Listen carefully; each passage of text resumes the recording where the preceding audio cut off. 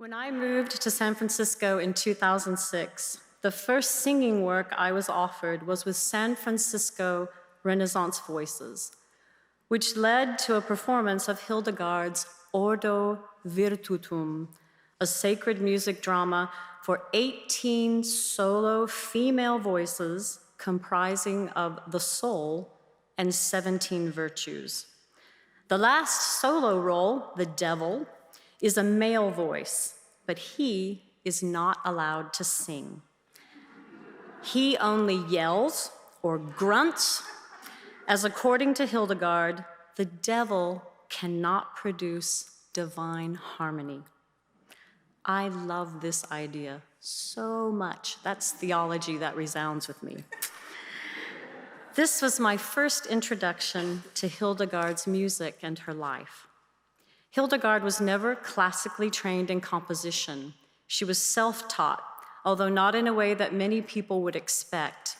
Her whole life, Hildegard claimed to be both clairvoyant, able to see the future, and clairaudient, able to hear extraordinary voices, which spoke of the future. The music came to her in trances, and that is how she was able to compose without any formal training. In addition to Ordo Virtutum, Hildegard composed over 70 liturgical pieces, one of the largest repertoire among medieval composers. Initially hesitant to speak of the voices and music she heard, it is amazing to think that everything her legacy is built upon, her writings and music, were not written down until after receiving a vision to do so at the age of 42. Hildegard has since been referenced the patron saint of late bloomers. Thank you, Mark Sumner, for that little detail. Hildegard believed that music had a direct correlation with an enhanced spiritual state. Music was used as a way to enlighten, bring joy and positivity to the soul. It was a type of meditation which produced relaxation. The manner in which this was practiced highly resembles the way Buddhist meditation techniques are performed.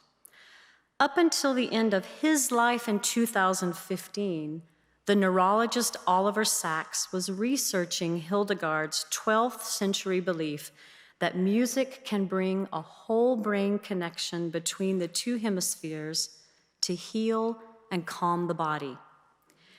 Hildegard's music and words are extraordinary, and I know you've heard that word over and over today, but truly she is extraordinary for any composer in any time. But she inspires me because she was a woman living in a time when few composers, much less women, were given credit for their work. And yet, we know who she was today. That's amazing. Her life was devoted to service and her faith, and that is reflected in her music and words. The final verses of Ordo Virtutum ask the audience to bend their knees so that God may stretch out his hand to you. The final word, porigat, which means stretch out, is set to 39 notes, the longest melisma in the play. It is meant to illustrate the stretch of a divine hand toward humanity. And again, that's theology that I can get behind.